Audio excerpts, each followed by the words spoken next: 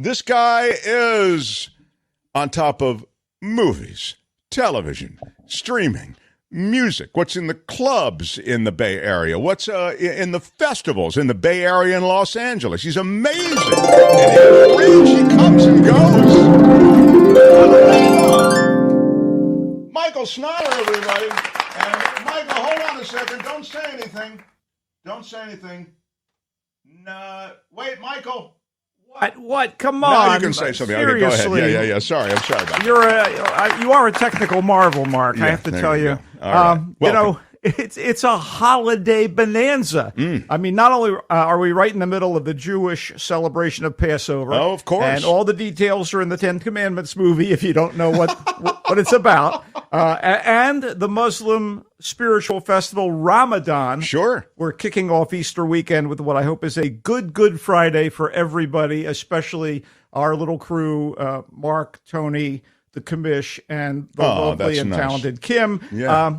Mark, Kim, I know Easter is first and foremost a religious observance, and a lot of people complain about the commercialization with all the Easter eggs and chocolate bunnies. I wasn't aware of those complaints. But you won't hear a peep out of me. I get it because of the peep. Oh, never mind. Oh, my God. I know. That's the way I feel. Oh, my God. It's opening day at Oracle Park today, too. Oh, that's news I can use. I know. The Giants 3-3 on their season-launching home run happy road trip. Unbelievable last night. I know. They face off against Sox. the Kansas City Royals, one of the American League teams victimized by our guys during their World Series run last decade. Take them down again, G-Men, please. Yeah. Wow. Michael and I used to go to we used to go to the Giants games together when I was doing the news on NBC there in the Bay Area. We used to go in the break. Like I'd get like a break between the evening newscast and the 11 o'clock show, and I'd meet Michael at the park to watch a bunch of the game there at Candlestick. Those afternoon games, absolutely fantastic. And in the afternoon, we would go also. Oh, my God. And those were the good old days, question mark. They had yet to win a World Series Well, as a San it was Francisco Candlestick, franchise. which was awful. I mean, it I was an know. awful place to see a game. Well, speaking of entertainment, Yes, and sir. they were entertaining, let's get down to some new movies. Yes, please. Matt Damon and Ben Affleck, those good old Goodwill Hunting boys, have hunted up another project to work on together, and it's a very good one with caveats. Of course, I always have a few caveats. Sure. Air is the story of how the Air Jordan shoe brand came to be. Caveats and a ding word. Of course, but it's much more than that. Back in 1984, Sonny Vaccaro, a talent-savvy guy on the project development team at Nike, was desperate to juice the company's fallow basketball shoe division and thus retain his job, which was on thin ice at the time. Hang on one second. Don't we have a picture of this? I thought we had. I have provided you with many poster. Yeah. Where are the visuals? Did you not get them, Tony? Maybe Tony didn't get them. No, Well, you didn't send me that. let's plow forward as the clock ticks on. Let me see but- what I No, I'm Actually, gonna if there was a 24-second clock for this particular review, I'd have to shoot right now. Yeah, I'm sorry. Go ahead.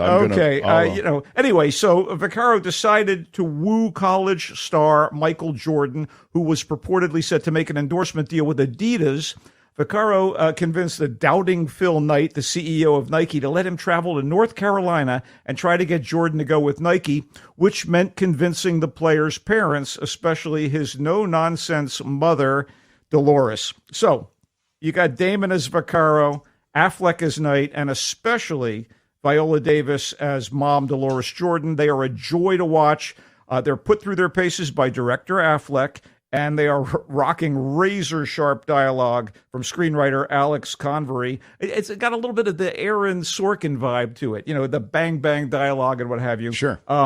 Anyway... it's a true story, obviously, right? It is, of course. It's based on the story of how Air Jordans came to be. Anyway, Air, which also involves the development of the signature basketball shoe itself as a lure to get Jordan on board, is savvy and intimate while telling the story of a massive sea change in marketing, especially as it relates to the world of pro sports. Air is also kind of a bit of a mash note to a man some consider the greatest basketball player of all time.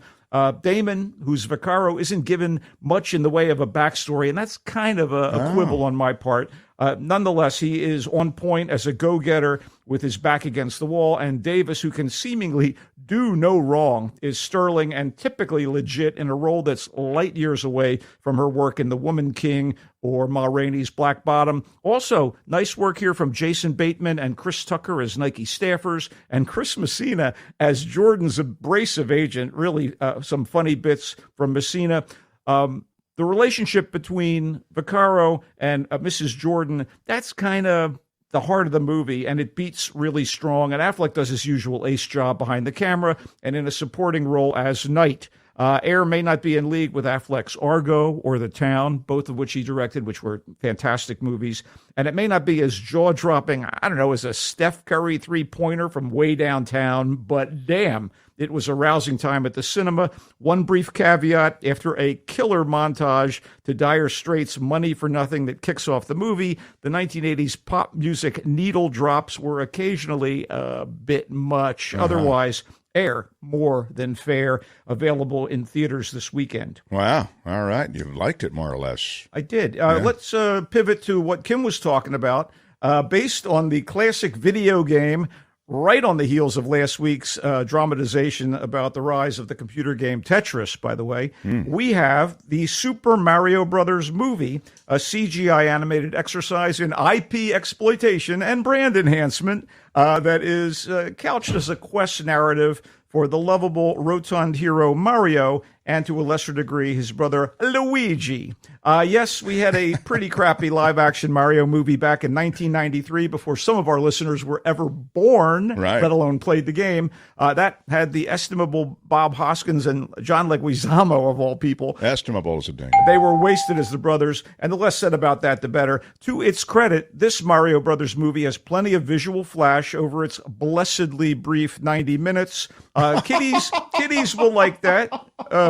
And there's an attempt to give the characters some in-universe real world connection. The brothers are hopeless but earnest plumbers from Brooklyn who are sucked into, I don't know, Nintendo World via a magic pipe portal in the sewers beneath New York City. They're separated, and in short order, Mario must team up with Princess Peach, lovely leader of the Mushroom People, to save the various kingdoms of the video game dimension from the tyrannical Bowser, and also rescue Luigi. So the script is about as original as, I don't know, basing another movie on a video game. Considering that it's about a video game franchise, you might think that ChatGPT wrote it, you know? But no, it was a human. And somehow I think this might have been better had it been written by ChatGPT. And as a professional writer, I'm no fan of ChatGPT. Speaking of mushroom people, I don't quite understand. He's got to go through the sewer system of New York to get to... Well, there's a portal beneath the city, and all of a sudden they're in this strange dimension of other kingdoms. I see. I'd be willing to bet my lunch that there's alcohol involved. Anyway, okay, mushroom Does one of the people. Mario brothers have a drinking problem? No, I think they have a mushroom problem. In fact, I think the screenwriter was on mushrooms when he wrote this. Anyway, as Mario himself might put it, it's a mediocre. Anyway, they loaded up on top-tier talent to voice the familiar characters. Chris Pratt as Mario, Charlie Day as Luigi. Get ready for this. Anya Taylor-Joy as Princess Peach. It's like the Princess's Gambit. Anyway. I get it. You get Jack Black as the villainous Bowser. Seth Rogen, perfectly cast as Donkey Kong. Think about it for a second. Fred Armisen as Kong's father and the ruler of the Kong Kingdom, or is that the King Kongdom? I don't know. They could have used less familiar but equally talented voice actors. Exactly. These actors take work from such talented voiceover actors.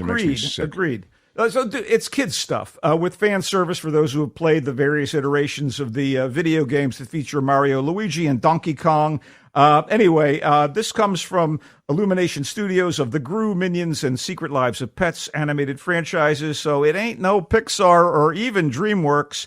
That said, it did zip by and have a few sparky moments and a couple of decent jokes. Oh, no, the jokes were terrible. Anyway, it's in theaters, and I think Kim and the family will probably enjoy it. Wow. But, it's disposable product.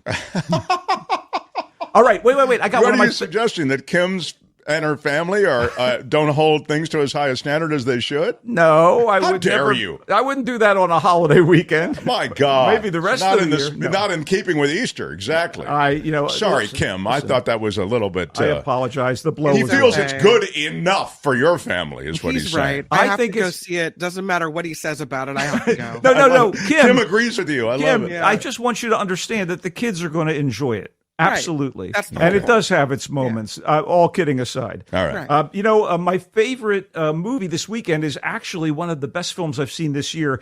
It's called, are you ready? How to Blow Up a Pipeline, okay? An unlikely team of environmental activists take on the fossil fuel industry and more with their plan in one of the smartest and best executed thrillers I've seen in a long time. Wow. How to Blow Up a Pipeline. It's everything its title suggests and much more, with detailed portraits of its committed group of rebels, how they came together, and there's a super tense depiction of their plan and how it might or might not achieve their ends as the possibility of failure, incarceration, or death looms large. Wow. This sounds good. Although it's an adaptation of a controversial book by Andreas Malm that serves as a manifesto for those concerned by climate change, director and Manifesto's a ding word. director and co-screenwriter Daniel Goldhaber has delivered a super topical, mighty relevant, and thoroughly explosive, mix of action, mystery, character study, and treatise that kick butt from beginning to end. Is a ding word. The cast of relative unknowns gives it more of a real-life resonance than if familiar faces were on screen, and along with how it's shot, they give it a cinema verite documentary vibe that just makes it even more tense Verite's and a impactful. ding. Anyway, How to Blow Up a Pipeline in theaters this weekend. It's going to be great I for may home go viewing. to the theater to see it. And when it does come out on home viewing, it'll be fine. But man, oh man, it was fantastic in a theater. Jim. Wow. Okay, great. Smart and savvy. Okay, let's lower our expectations for Paint. Paint is a slapdash comedy with dry We lean- love lowering our expectations. Let me tell you, my audience, Right. bless them. Yeah, They already come to this show with expectations lowered. They're pre-lowered. I hear you. Yeah. Okay, so Paint. It's a slapdash comedy with some dryly witty This moments. is that Bob Ross thing, right? All right. Its dryly witty moments are outnumbered by clumsy missteps into not so amusing, even slightly discomforting situations. And you are right. They're attempting to find humor in the unique career and soothing but strange manner of iconic public TV art instructor Bob Ross. So they played this as a comedy. Yes, a comedy of manners and mores.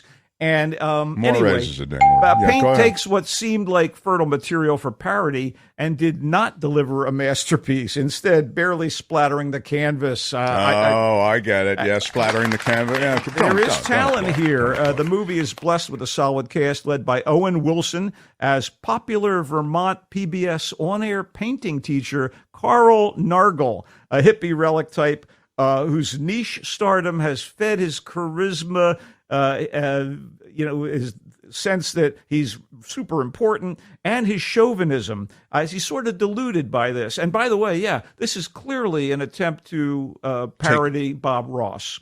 Chauvinism's a ding word. In everything that Wilson does here, he's trying to do Bob Ross. This is essentially a somewhat unkind impression of Ross, or at least it came off that way to me, as a clueless Carl's ego runs wild. Ambrosia Long, a rival painter played by Ciara Renee, comes looking for TV exposure and begins to undermine Carl's cushy gig. So Wilson and Renee do what they can do, as does Michaela Watkins as Carl's producer and ex-girlfriend, the always reliable Stephen Root as the station manager, and Wendy McClendon Covey as a station employee and devoted Carl fan. At first, Paint, which, by the way, is written and directed by Britt McAdams, it felt like it might turn out to be kind of delightfully bent. And then it devolved in a sort of surprising miasma of mean-spiritedness. Miasma's a ding word.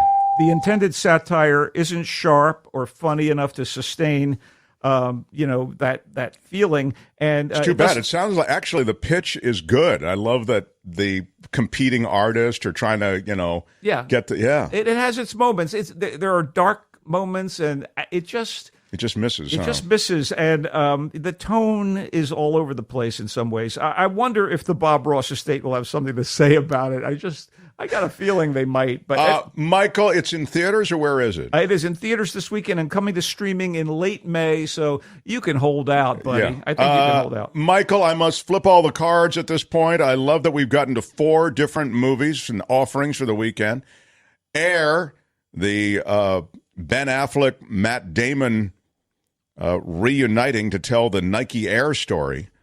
You liked it. You didn't love it, but you liked it. I think it's very good. Again, it has a few glitches here and there, but I thought You thought it was strong. Yeah, in general, you liked it. It's in theaters. The Super Mario Brothers movie is in theaters, and you'll see Kim with her family there if you're in the right theater at the right time.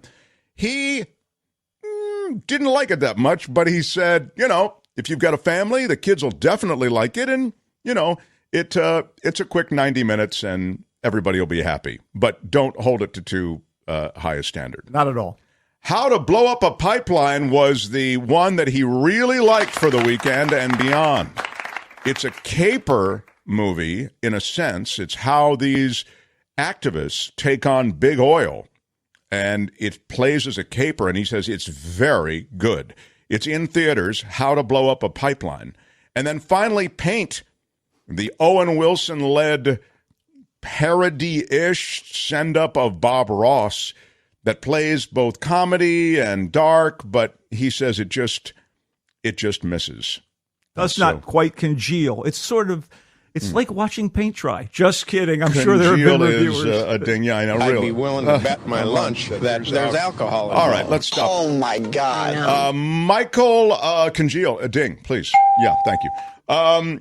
The reality is people can read you in the Marina Times. Did you have one other thing? Go to marinatimes.com and suck up some information about Dungeons and Dragons and Doctor Who Am I, and my column, The Coastal Commuter, is all about my obsession with all things French. So check it out. I love when you just write. You're a good writer, and you write. So I love your Coastal Commuter column, and I love your work in the Marina Times. You can find Michael here on Fridays. He comes and goes on a rainbow. Happy Easter, happy Passover, happy Ramadan. Go Giants! Yes, I love it. Wow.